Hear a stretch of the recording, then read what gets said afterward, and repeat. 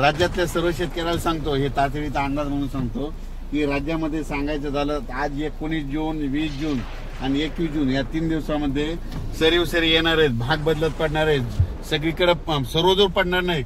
पण आज मात्र आज उद्या परवा या 3 दिवसात मात्र चांगल्या जोराच्या सरी येणार आहे. अर्ध्या घंटाचे येणार आहे, 20 मिनिटाचे येणार आहे, 10 मिनिटाचे येणार आहेत. म्हणून हा अंदाज लक्षात द्यायचा. सांगायचं झालं तर जिल्ह्यावाईज सांगतो तुम्हाला.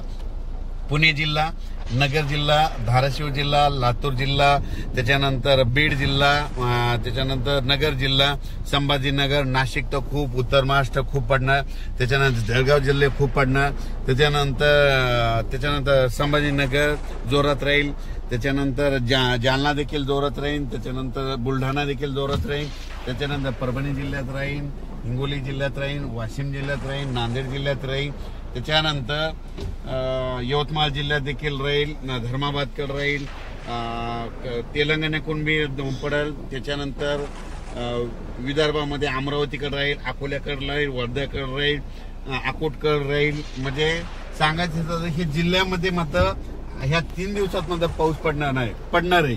पण सगळीकडे असं तुम्ही समजा एखादा जिल्हा असत सगळ्या संपूर्ण जिल्ह्यात नाही पडणार.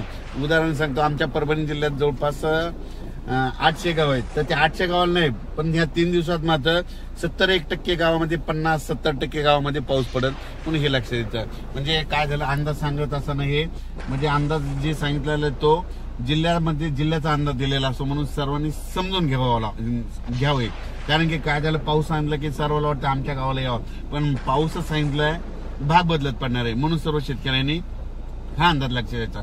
पण तुमच्यासाठी आनंदाची बातमी आज म्हणजे तुम्हाला एक सांगतो, 19, 20 आणि 21 या 3 दिवस मात्र सरी येणार आहेत, जीवदान भेटणार आहे.